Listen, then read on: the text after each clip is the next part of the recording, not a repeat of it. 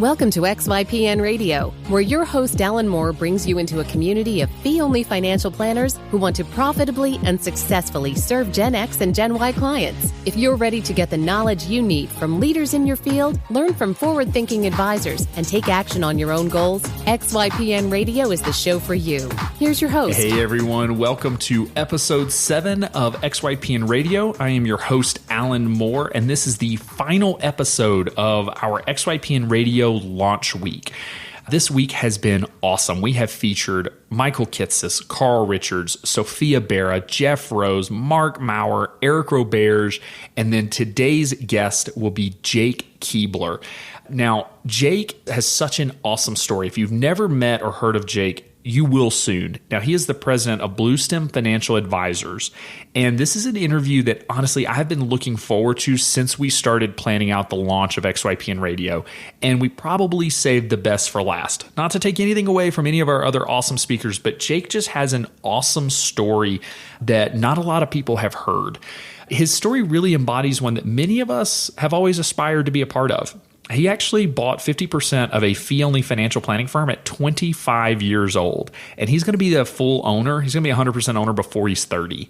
Many advisors, myself included, were kind of sold a bill of goods, or at least we felt that way, that included the promise of firm ownership, but it never exactly materialized. Well, Jake, along with his business partner, Karen, show us exactly how things could be done. Some of us would say should be done. But if your goal is to buy a firm and not necessarily start your own, then this episode is full of information that will guide you through the process, including how they actually valued the firm and came up with a buyout agreement. Now, before we get to the interview, I do want to give a quick shout out to our sponsor for Launch Week, Low Load Insurance Services. Low Load helps fee-only advisors with life, disability, annuity, and long-term care insurance needs for their clients. So you can check them out at llis.com. And you can also be sure to check out episode 5 during this launch week for an in-depth interview with Mark Maurer, the CEO of Low Load Insurance Services. All right, without further ado, here is our interview with Jake Kuebler. Hello, everyone, and welcome to this episode of XYPN Radio. I am so thrilled to welcome Jake Kuebler from Bluestem Financial Advisors onto the show today. Jake, thank you so much for taking the time to be on with us. Absolutely. Excited to be here, Alan. So I don't know if I've ever told you this, but we met, it's been 3-4 years ago now, serving on the NAPFA Genesis committee together, the group within NAPFA that's for advisors that are 33 and under. And I have been so jealous of your story ever since we met, because you have done exactly what I envisioned that I would actually do with my career. And I was not able to make it happen, and you actually were, and have done it beautifully. And so I am really excited to be able to just kind of talk through some of your story and learn more about how you have come to be are you president now or CEO? What is your official job title? Well, we're still a pretty small firm. We haven't come up with official titles at this level, but I guess probably best fit might be, managing partner. So managing partner of a very successful fee-only RIA. So I'm really excited. So I guess just to kind of kick it off, let's talk about your background and kind of where you came from. So did you get your degree in financial planning? How did you find financial planning as a career choice? It was pretty much entirely by accident. I was an engineering student at the University of Illinois, figuring out that really wasn't a good career fit for me. I liked the technical side in terms of the classwork, but the thought of spending all day doing it just wasn't very exciting to me. I wanted something a little bit more, working with people or doing something a little bit more exciting day to day. And so I started looking for something that might be a better fit, and looked at accounting and just thought, hey, that's just, you're a cog in a machine. That doesn't also sound exciting. I was thinking about real estate, and through that ended up in a program called Consumer Economics and Finance. And I should mention this is sort of like 2006, 2007, and probably, fortuitous timing if I had gone that route. While I was in that line of study, took a class called Intro to Personal Financial Planning, which I thought was like a life skills class, like how to get a mortgage and how to make a budget, things like that. And ended up finding out about this whole profession of financial planning where you work on the same side of the table as the clients. That to me seemed really cool. And so I started researching more about it and finding that what financial planning meant academically and what it meant in the real world were not the same thing. And I wanted to do the academic side where you're actually working with the client to solve their problems as opposed to using a financial plan to sell a product. I ended up forming a pretty good relationship with the program director who was in the process of converting this financial planning line of study into a CFP board registered program.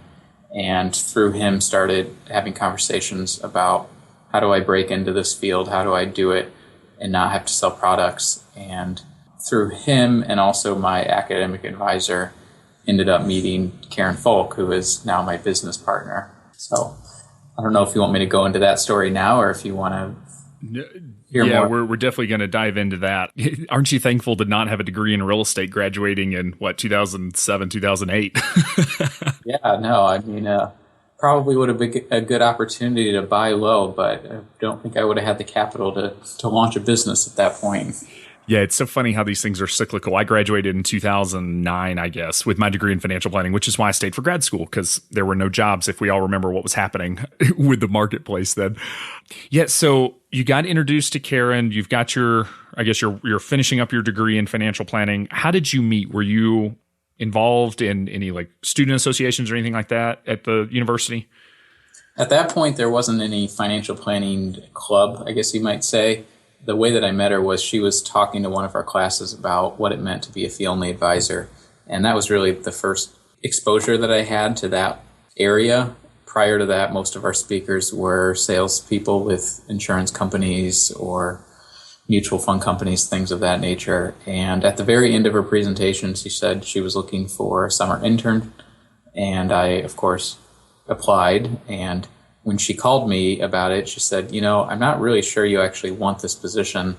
You're going to be stuffing envelopes and doing other administrative type things. And I said, well, I don't care. I just want to see the inside of a firm.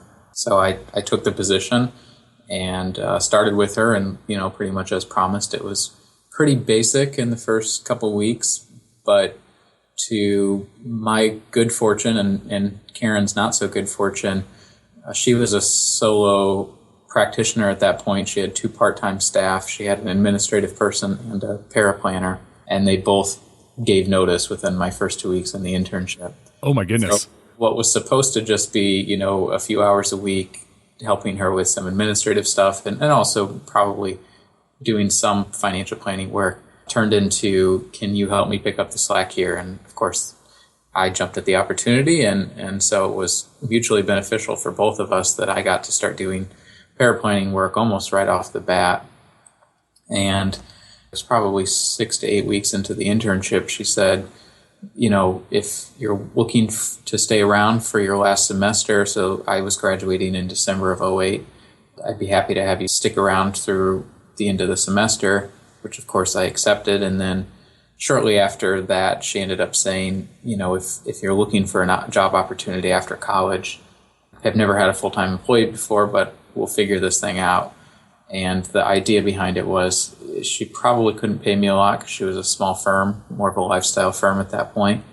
But what she could offer me is the potential to one day join her or buy her out at some point in the future. So that sounded like a pretty good opportunity for me. I had been applying for everything I could find. I was applying through Prudential and Northwestern and going to job interviews where they'd ask me how many friends and family I had and how many I'd be willing to call. And, oh, man. That was a pretty big turnoff to me. And, some of them didn't call me back after I started saying, I'm not really willing to sell to my friends and family. I can imagine not. So, yeah, I accepted the position and was pretty excited to get in with somebody who was both what I thought doing it the right way, but also had a pretty good interest in seeing me succeed. So she was basically bringing somebody in and grooming them to be a good advisor so that they could buy her out. So I was getting both a good employer, but also a good mentor out of the deal. As you're telling that story, which is just phenomenal, there are a couple points that I hope listeners grab onto. One is just how important it is for planning focused advisors, whether you're fee only or if you're fee and commission, but you're still planning focused. It's not all about the product. How important it is to go talk to college students. Because I'm not sure that folks, if you didn't get your degree in financial planning, like Jake did, you may not realize just how many speakers come in from product sales companies and not very many fee-only speakers. So if you are, planning first, planning centric, just how powerful and how much of a life you can change just by going in and educating college students, CFP students on what are the different business models that are out there so that, because, if product sales was your only option, you may not have even stayed in the planning profession. Mm-hmm. Exactly. So you did your internship between kind of in your last summer of school, got the job or kind of extended, I guess, the internship through the end of the year, which again, this is 2008, so not the best time of the decade to grab a financial planning job. And so at the end of the year, did you then start full time, I guess, in January of 2009? Yeah, January 1 was my official start date. So I guess we could have led off with this, but you're aging yourself. So how old are you now? 29. 29. I actually thought you were a little just younger than me. So you're just older than I am. Okay, that makes me feel better. So 29, went through college, normal age. So you've been doing this for, I'm looking at the calendar, 6 years. I guess you're coming up on your 7th year? Yeah, that's right. Oh, man, that's awesome. Okay, so it's really interesting, too. The other thing I noticed that you said was that y'all actually had a conversation while you were still basically an intern about like, hey, a buyout is possible. Like that's something I have on my mind one day. Was it a deep discussion or was it just something that was briefly mentioned as, hey, this is a, kind of floating the possibility?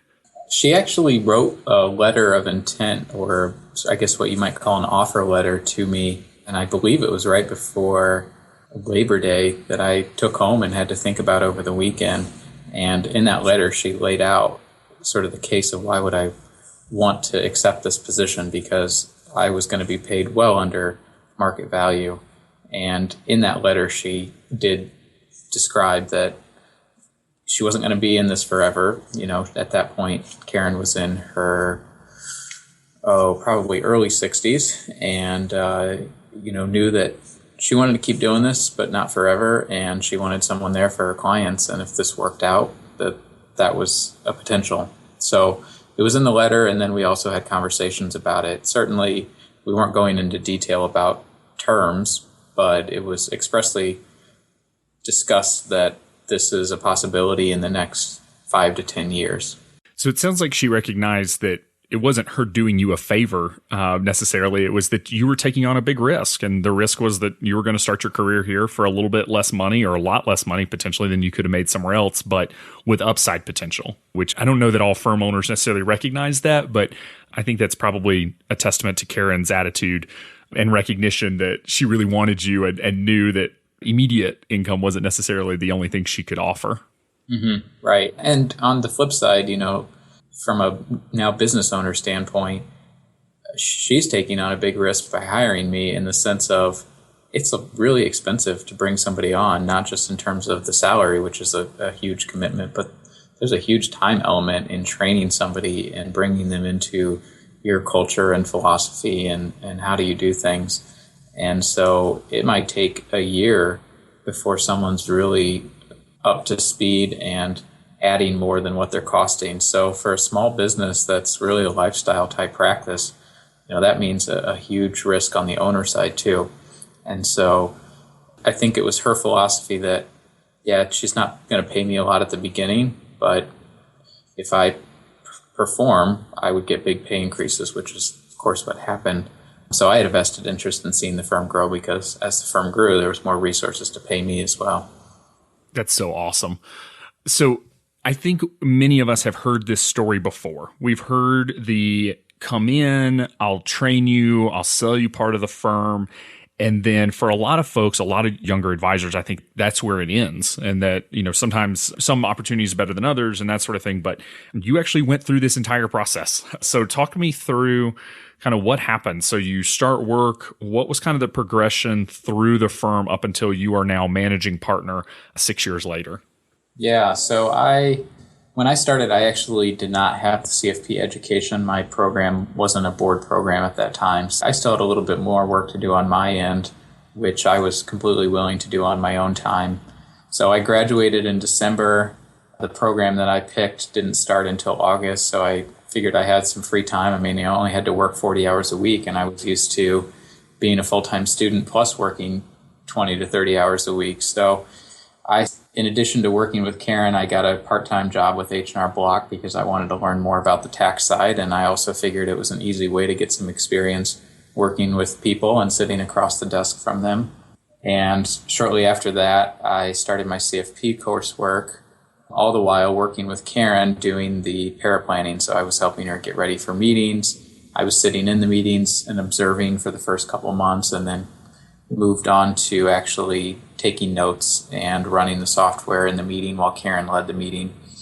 And over that first year and a half, I just sort of slowly did more and more. So at first it was doing more prep work, more follow-up work, and eventually it would get to the point where I would start adding little tidbits to the meeting where I had something to add, or I could explain something in more detail because I had done the projections ahead of the meeting, or I had been involved in some part of the implementation. So it was, a little bit more than paraplanning work because Karen would take the time before each client meeting to sit down with me and talk with me about, okay, here's what is going to be happening in this meeting. Here's my strategy. Here's what I'm trying to accomplish. After meetings, we would debrief and talk about, here's what happened when the client said this. This is how how I'm planning my response. Or did you pick up on this subtle item where the client was saying this, but they probably really meant that? Or did you notice how I framed this question to evoke this response from the client? So it was not so much that I needed more technical knowledge, but I needed to learn how to be an advisor and sit in a meeting and ask good questions and get the information that I needed and convey my opinion or recommendation to the client in a manner that the client was actually going to accept that.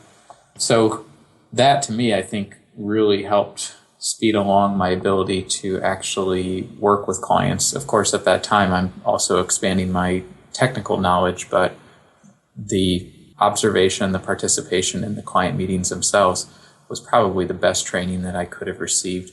And it's something that we've carried forward even beyond me. So as we've brought in new employees into our practice, from day one, you sit in on all the clients that you're working on. That's something that I hope firm owners out there hear, and that is just how powerful just 15 minutes before and 15 minutes after a meeting for kind of prepping and then debriefing, just how powerful that really can be to the development of your junior planners or associate advisors, whatever the job title, because it's amazing just how much that little bit of feedback really can benefit you as you grow into becoming an advisor. Right. So you're sitting in all the meetings, you're kind of ramping up to where now you're providing feedback to the clients and you're kind of taking the lead. At what point did you actually start leading meetings all the way up through kind of, I guess, having your own clients, or do you have your own clients just based on the structure of the firm? Mm-hmm. At that point, all the clients were still the firm clients with Karen as the advisor. Probably in the late 2009, early 2010, we were really trying to ramp up our growth. So at that point, Karen had been at capacity before I came on, meaning she wasn't bringing on new clients. She would really just do more limited engagement project type work. And so we sent out letters to professionals, to all of our current clients, as well as clients that we'd done project work, saying, if you're interested in doing a deeper relationship, we now have some room for that. And so for all these new clients that were coming in, I was involved from day one, where Karen was leading the relationship, but I was very heavily involved. And at the time, I'm finishing up my CFP coursework, so I started that in late 2009. By the end of 2010, I was finishing that up and took my CFP exam in, I believe, November of 2010.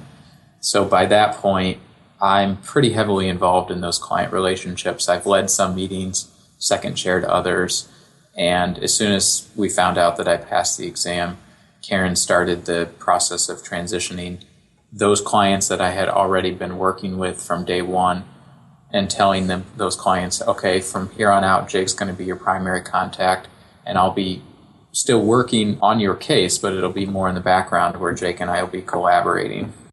So it sounds like it took 2 years to go from kind of brand new to the firm all the way through where you got your CFP and then we're, sitting in client meetings and then taking the lead in actual client relationships. So some younger advisors may think that's really slow. Some may think that's really fast. Probably on average, that's quick, which is more of a testament to your skill set than anything.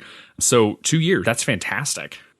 Yeah, I would say it was definitely fast. And I think part of that was Karen just really trusted me. Other people would say it's my skill set. Maybe I'm a little bit more modest. But, I think if it had been slower, I probably would have been happy with that because even though I may not have been completely in control of the client relationship after 2 years, I had pretty heavy involvement early on. So I didn't feel like I was being held back at any point. And in fact, I think Karen really pushed me to step outside of my comfort zone, which helped me to develop faster. Also meant that I made mistakes, and I probably still make mistakes, but that's the best way to learn, is to just get in and do it. So you got your CFP within the first 2 years, and you worked at H&R Block. Now you are an enrolled agent, correct?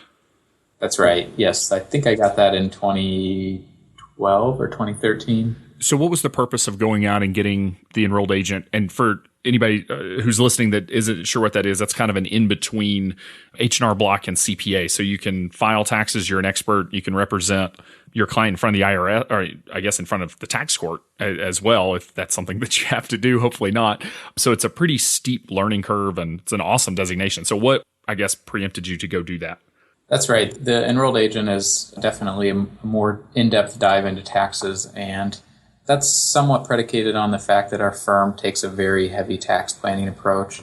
We work with a lot of what I would call the mass affluent middle market client where, they come in and sometimes they don't have a lot of assets to manage yet, but they've got a lot of opportunity for adding value on the tax side, whether they're self-employed or they're a university professor with book income or consulting income where they just have no idea what they're supposed to be doing on that side of things. So we get pretty heavy into the tax side. And in fact, we do tax preparation for most of our clients because we're so deep into the tax planning. Go ahead and preparing the return doesn't really add that much additional work.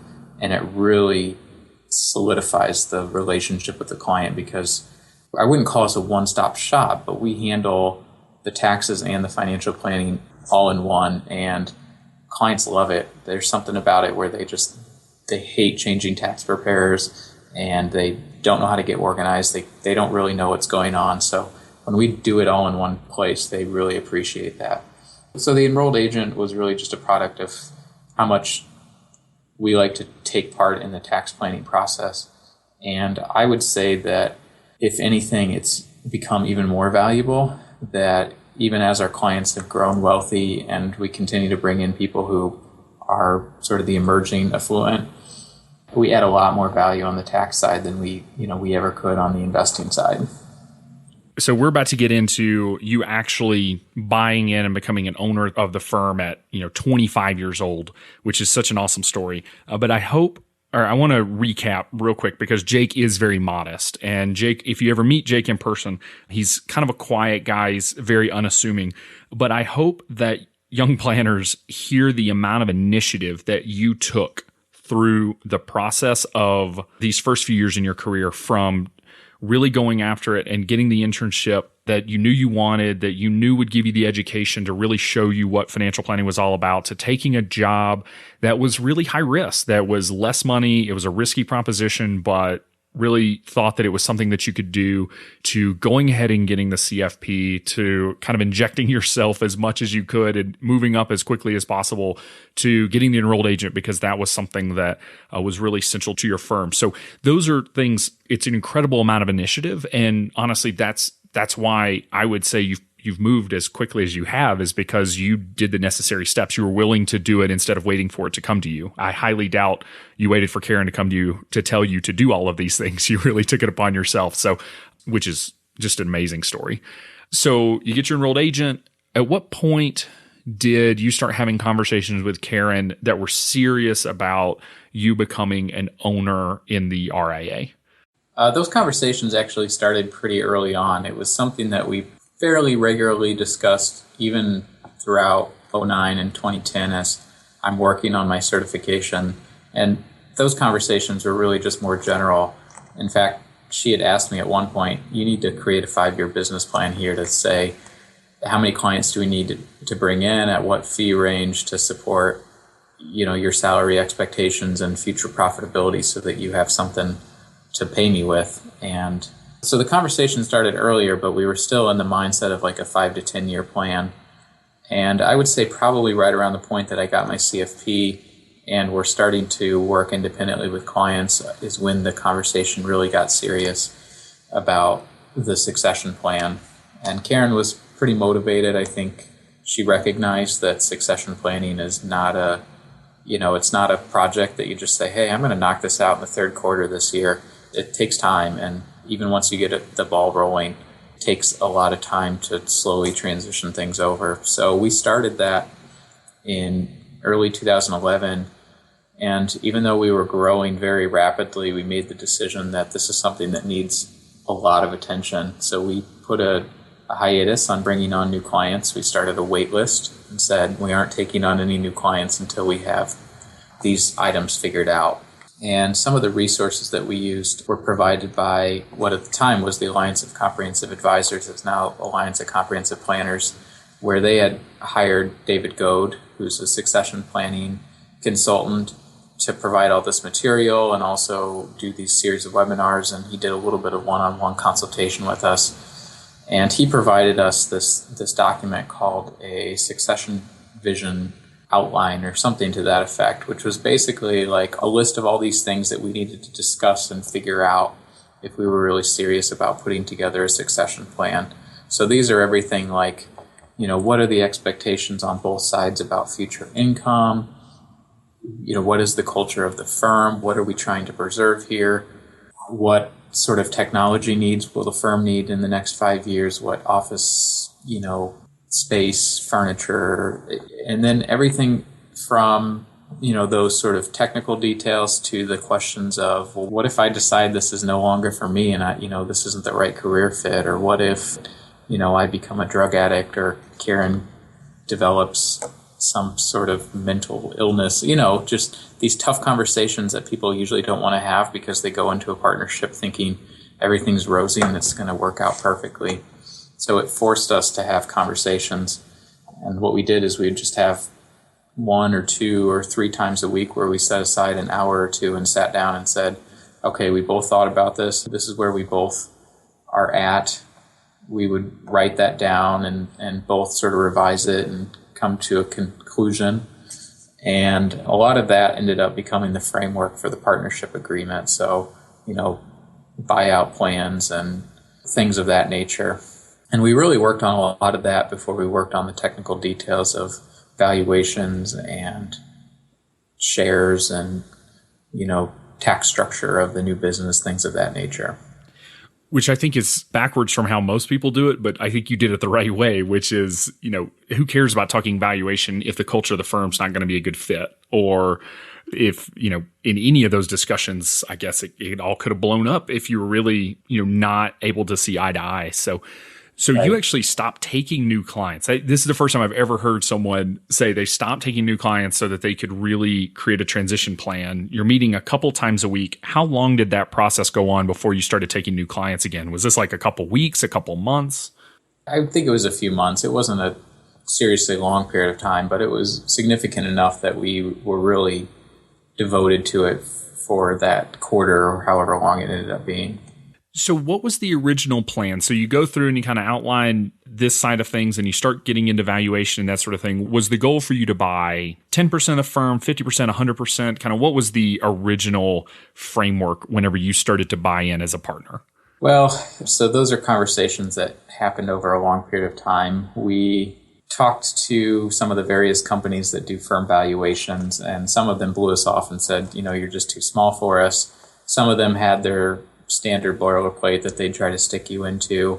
We looked at all the different valuation methods that you can use, everything from, percentage of revenue, 2 times gross, 1.5 times gross. We looked at discounting methods. We looked at what's called the net operating profit method. And all of those were, I think, helpful in terms of thinking through the ways in which you might come to a valuation on a firm. But every one of them, I found you could easily manipulate to come up with a number that was satisfactory to you. Things like, what is owner's compensation? How much is the direct expense of the advisor? What are the overhead expenses? Those are things that the firm owner has a lot of control over and can easily push up or down to come out with a valuation that's fair to them. And so, what we ended up deciding was, well, what's a number that we both feel comfortable with? And what's a number that our future projections of business growth and profitability could sustain, so that I could buy it out and, do a buyout where I'm paying for it through my profit. So the original plan was that we would do a sort of rolling average valuation where we would take the prior 3 years' value and average it to give me some credit for growing the firm, but also give credit to Karen for her participation in that growth and her willingness to take on the risk of growing the firm to support me. And I believe what we were going to do is I was going to buy out 10% a year with my profits over like a 10-year time frame. And I felt pretty comfortable. I think we did. The expectation was that, the prior 3 years, the firm was really in growth mode, so it wasn't all that profitable. So the valuation would start out fairly low, and I would easily be able to cover that from my profit. And then as the firm grew, the profits would increase and therefore would support a higher valuation each year as that sort of rolling average increased. And I think I was pretty much ready to sign under a valuation method like that. And Karen just came to me and she said, why don't we just set a price that we can both agree on? And she threw out a number, and I said, well, that's very fair, but, what about you? You're going to continue working for the business. Don't you want some credit for the future growth? And she said, you know what, as long as my clients are taken care of, I'm not exiting this business and trying to maximize value. I'm exiting this business hoping that my clients are well cared for after I'm gone. So we ended up just setting a price. So I bought, instead of buying 10% a year, I bought the first 50% of the business on a 5-year note payable to Karen. And then in addition to that, she granted me an option to buy the remaining 50% of the business 5 years later, although the option says that she can choose to spread that out over 5 years. So I'm buying 10% a year in the final 5 years. So her willingness to not just milk the company dry, or milk you dry, I guess, over 10 plus years, probably speaks to Karen's own financial planning for herself, and that she didn't have to sell the business for a certain value in order to have a comfortable retirement. Do you think that's fair? Oh, yeah, absolutely. I mean, she never went into this to, maximize value.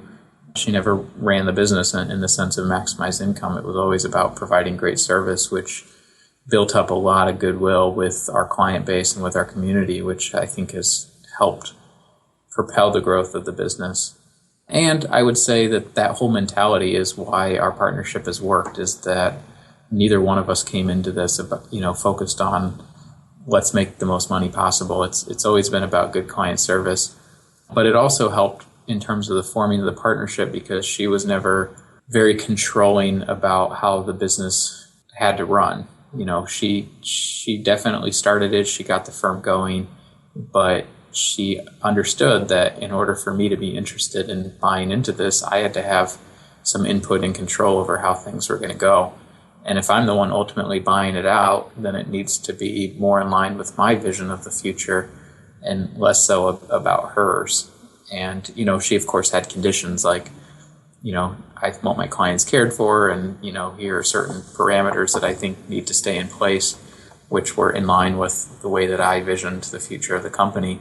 But she knew that, I'm going to exit one day, and if I don't turn over the reins, this isn't going to be a successful transition.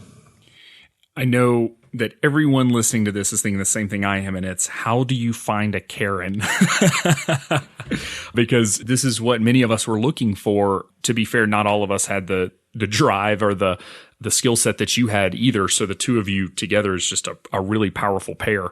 But it sounds like she was actually willing to, I guess, be reasonable and rational and really think through what this looked like and kind of let go of the emotional barriers that come with selling a business, which I know is an incredible challenge.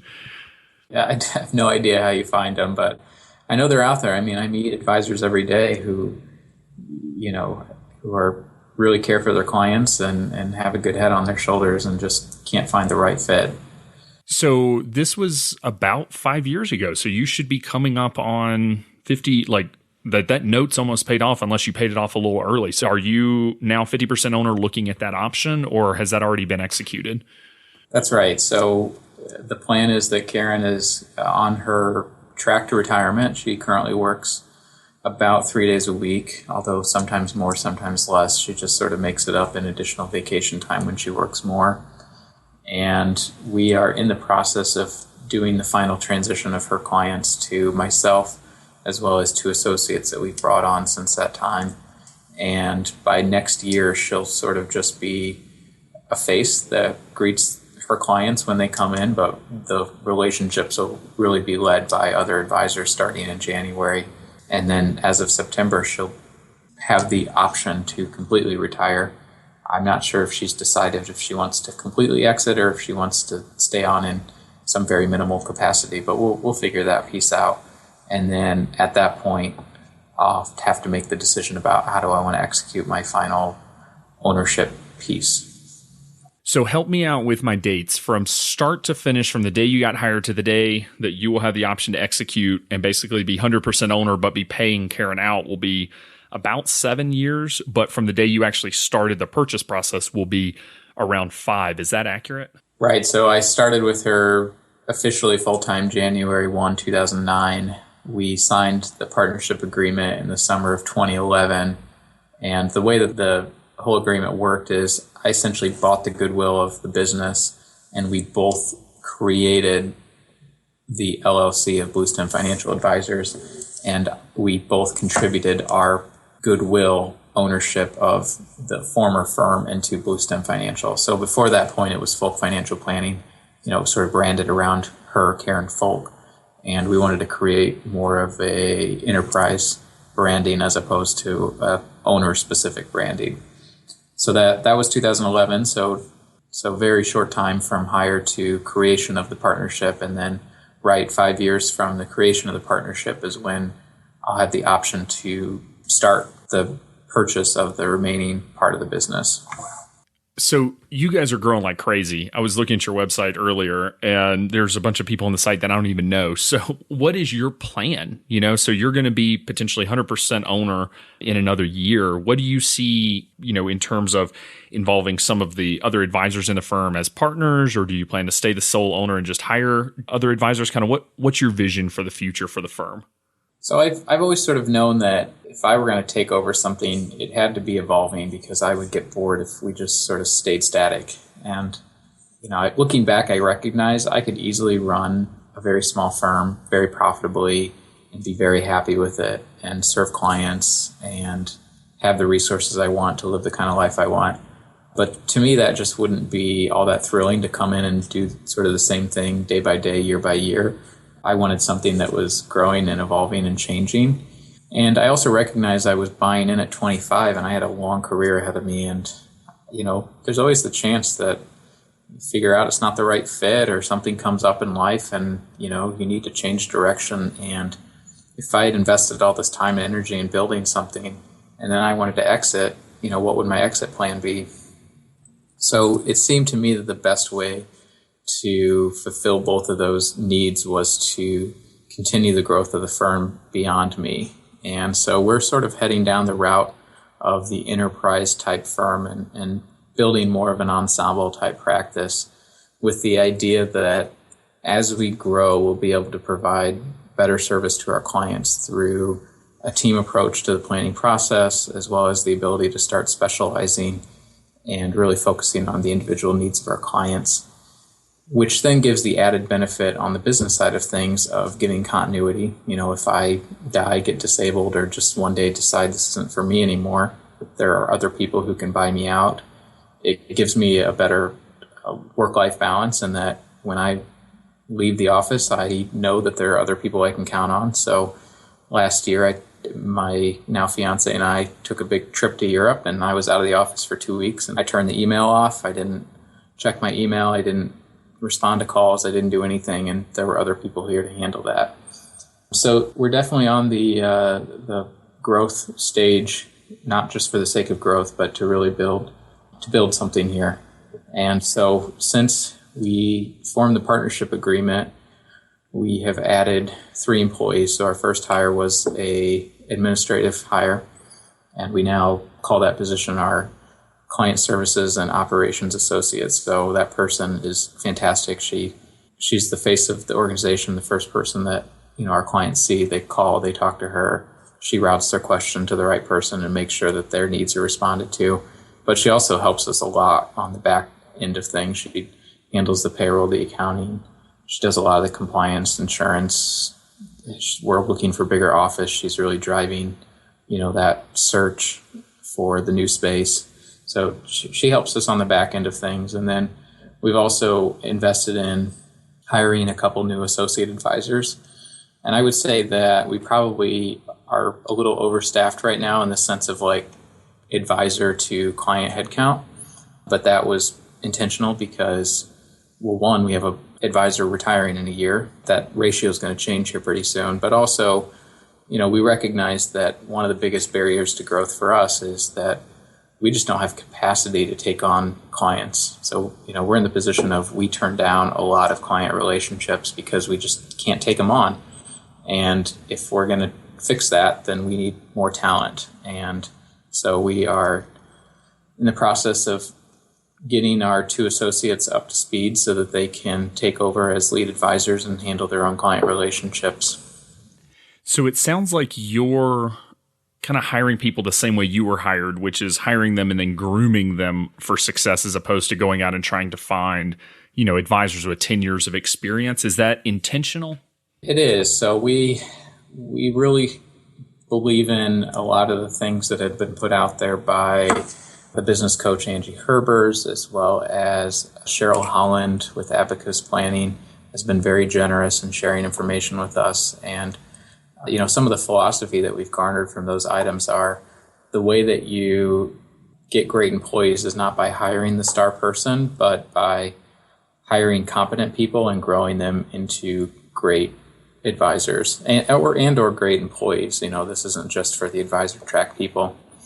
So, we really believe that we need to set up our team in such a way that it's constantly promoting the growth of each individual employee, recognizing their contributions, recognizing their unique skill sets, and grooming them to take responsibility for their own career, take responsibility for their personal development, and mentor them to help them realize, their own creativity, their own skills.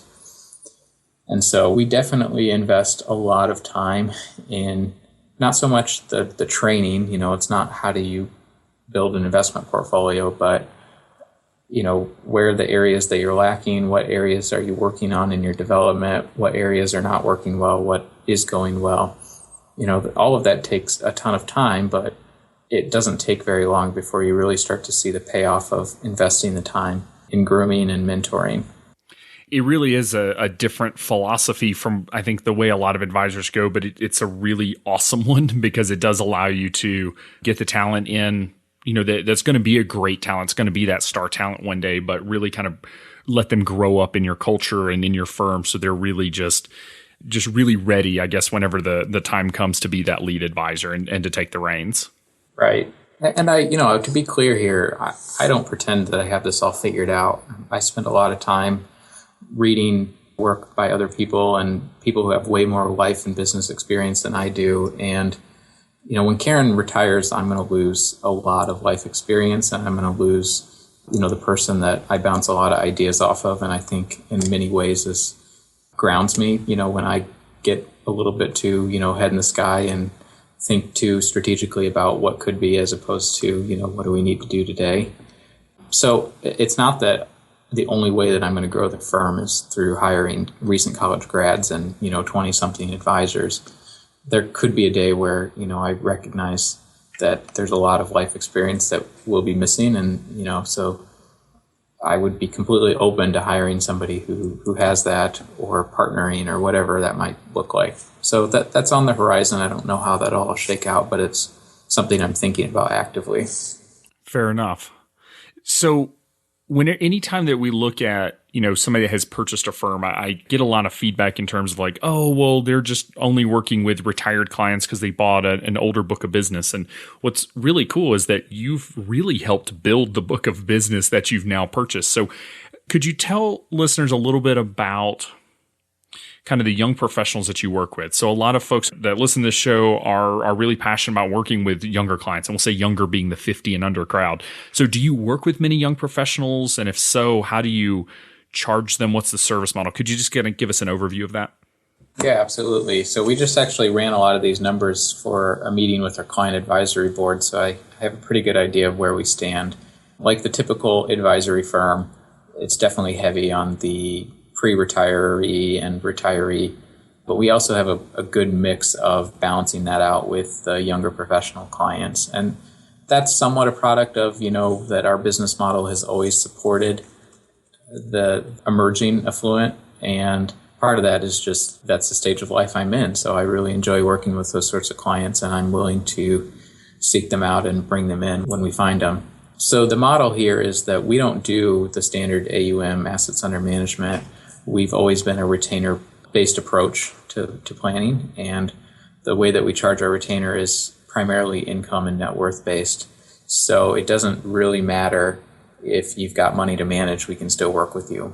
And not only can we work with you, but we can profitably, provide the services that our clients need without having to base it on us pulling fees from their accounts. So what is your actual fee structure? So you say net worth and income, is that a set calculation or is it kind of a range? What is that fee? Yeah, so in the first year, the fee is approximately, let me try to give you. So in the first year, it's a little bit more proportional to income as opposed to net worth. And off the top of my head, I can't think of the percentages. But then in future years, it primarily relies on net worth.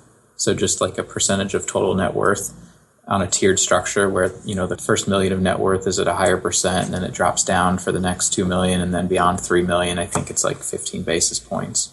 And then we do some adjustments. So like I said, we do tax preparation. So areas of high tax complexity or things that you can't really include in net worth. So for instance, we work with a lot of university clients, like over 60% of our clients are somehow affiliated with the university, and you can't really factor in a pension. So we'll make some adjustments for that. So we have some upward and downward adjustments to that retainer fee. So we'll follow up and put some info in the show notes just for some specific numbers, because I think that's it is a very unique, but it's a really powerful fee structure to be able to engage younger clients and get, as you said, get paid, be profitable, but also be able to have a fee structure that makes sense for folks that don't necessarily have assets yet. Or even older clients, like you said, that have big pensions or whatnot, that you're not necessarily just managing investments. Right. So, to give you a tangible example, I would say that I'm definitely moving into this personally, the stage of, a young professional who is on this track of, having a good career that I enjoy, that I like to spend time on. And not that I wouldn't say that my life is out of balance where I'm working 60 or 80 hours a week. I'm definitely not. But I am getting to the point where, there's things that are important to me in the business, and there's things that are important to me outside of my personal life. And I'm recognizing the value of hiring professionals to do things that I either don't have expertise in or I don't have the time to handle. And so those are the sorts of young professional clients that I like to work with. And so to give you some examples, I have newer clients who are, several sets of these clients where they're in their early 30s, mid 30s, late 30s. Both the spouses are getting into their career. They're busy professionals. They're doing well. I usually find that the point at which they contact me is about the time that they're starting their family. So either they have very young kids or are just about to start their family. In fact, I have several sets of clients that when we first met with them, it was just the husband and wife. And within 2 or 3 meetings, they tell us that they're pregnant. And usually we can guess that that's coming because that tends to be the life event where people are like, oh man, I really need to get this together because it's getting real here and I have other people to worry about than just myself. Sure. And like I said before, our firm has been such that we really have to be selective about the clients that we bring on because we just don't have capacity. I think last year we had on the order of like 160 inquiries of, phone calls with interested clients. And a lot of those, we just can't take on that many clients a year. So when it comes to the young professionals, I have been fairly selective in taking the ones with higher incomes because I find that they're the ones that are really looking to delegate. And they also come in, they get it, they understand it, and they trust you and they're willing to just take your advice. So the retainer fees have been, much higher. I mean, definitely, we have clients that are young professionals that start out in the first year paying us anywhere from like $6,000 to $12,000. And the sorts of issues that we're working on is really, this is the first time they've taken a serious look at anything from insurance to college planning to setting up long-term, investing plan. And then in addition to that, we're usually helping them through things like cash flow, building a first house. How do you finance that? What are the financial things that they need to be looking out for? So it's definitely a totally different type of planning compared to the pre-retiree, where oftentimes you're sort of cleaning up their financial life and consolidating all the accounts that they've accumulated over the years. And instead, you're really setting up the plan for the first time, putting them on the right track. And then year by year, they're relying on you to minimize the amount of time that they need to put in to think about these sort of things. And where they rely on us most heavily is when transitions come up. So new job offers, building that new house, having the next kid, that's when they contact us and they want to have an extra meeting to figure out how things are going and what do they need to be thinking about, what do they need to be doing. And honestly, there's not necessarily a lot of technical planning here. It's really more of a coaching and here's how you think about the impact on the financial side if you take this route versus that. It's such a good point because advisors ask me at conferences all the time. Advisors that are used to working with older clients, they go, what type of planning do you do for people in their 30s and 40s? Like, I don't understand. And it always cracks me up because you and I are both kind of in this, this life stage where like things are happening all the time. There's so many transitions to plan for. But it's such a good point that it's more transition planning and setting up kind of your future finances as opposed to cleaning up and consolidating. That's a really good way to look at it. Right. And to be completely honest, tomorrow I head up to Chicago for the day to meet with my financial advisor who I hired a couple of years ago because I know how to do this stuff. I just don't always take the time to do it. And when I do, I'm just like every other person. I'm irrational and my emotions can get in the way. And so I found it incredibly useful to have my own advisor. And so now that I'm getting married here in October, my fiance and I are going to meet with her to make sure that this is, do we want to go forward as a joint relationship, which I think we will, but I know it's going to be incredibly valuable. And so that's exactly what my clients are looking for. Yeah, I've heard you say before that if you don't value a financial planner enough to hire one yourself, why would your clients hire one? And I think it's a really good point. So as we're kind of wrapping up, one thing that I have noticed about your career, in addition to all the initiative that we talked about that you've taken to build the business that really is going to support the lifestyle of your dreams and really support your great life, is that you have done a lot of giving back.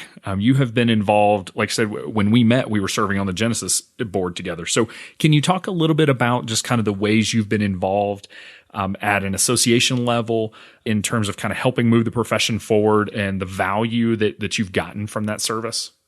Yeah. So I think when I got out of school, I thought, this was really hard to figure this all out. This should be way easier than it is.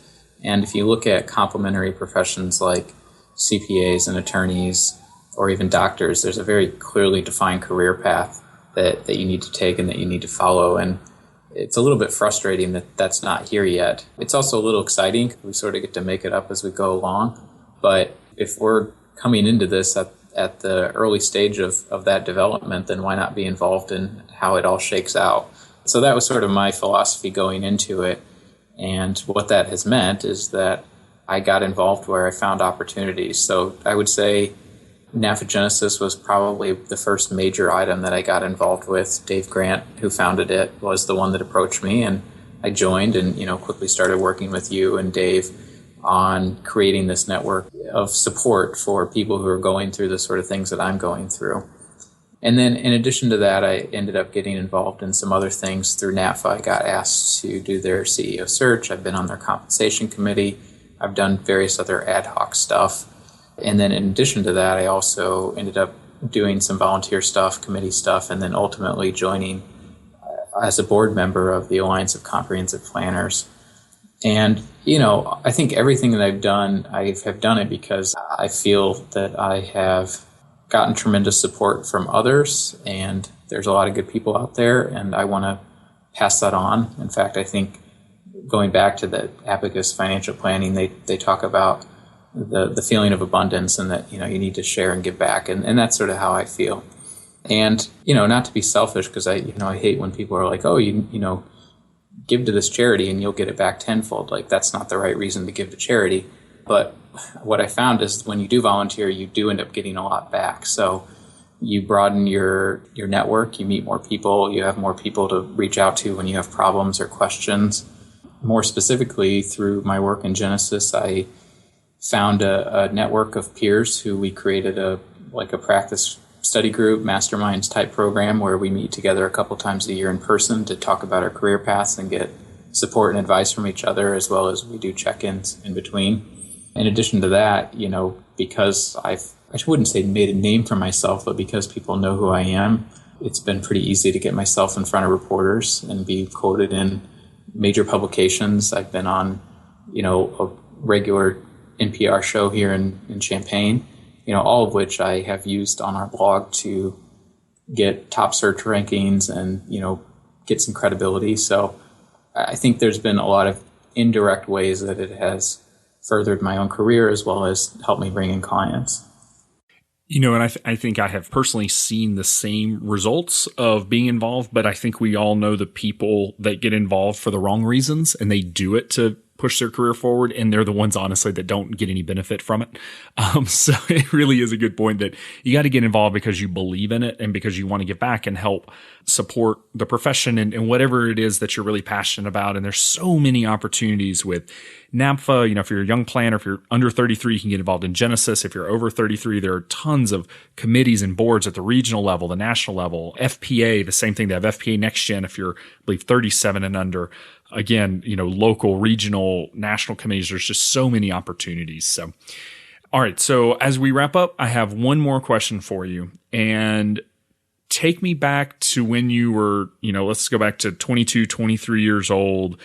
If you could tell yourself just one thing, just the one thing you wish you had known then that you know now, what do you think that one piece of knowledge would be?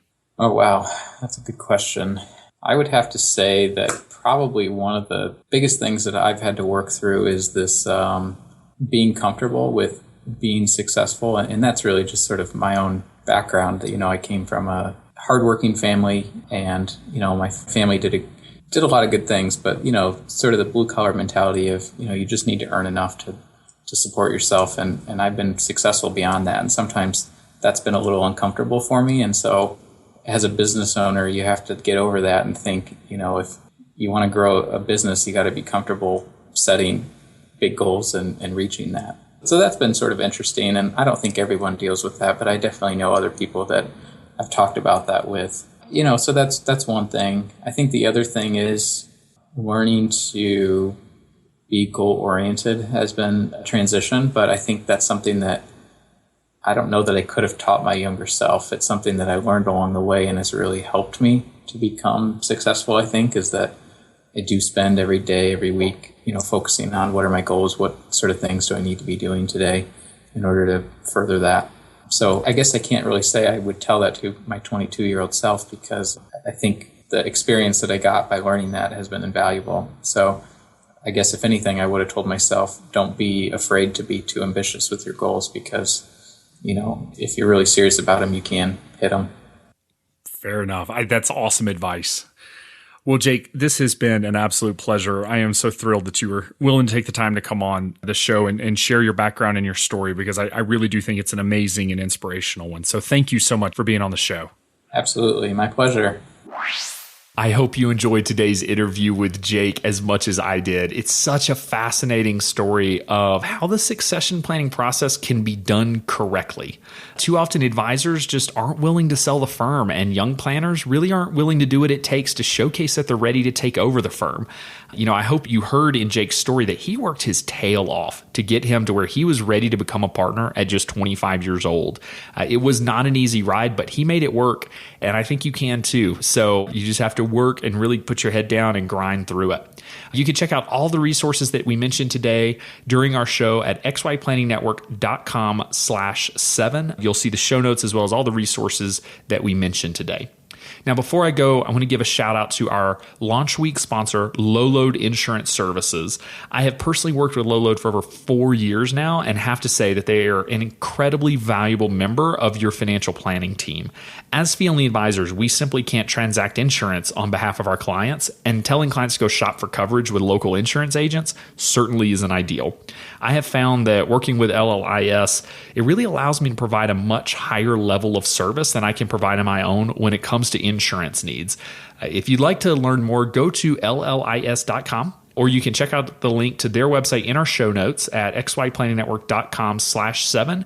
And also be sure to tune back in for episode 5. You can go back and listen to the recording of an in-depth interview with Mark on basically how they operate and how you can transition to being fee only and being sure that your clients are still getting their insurance needs taken care of. Thanks again so much for tuning in. We'll see you next time. You're not alone, and you're not crazy. It's scary starting, building, and growing your own financial planning firm. And that's why we put together a free private community just for you, the Cutting Edge Financial Planner. Go to xyplanningnetwork.com/VIP or text XYPN Radio to 33344 and join a network of thousands ready to change the lives of Gen X and Gen Y clients.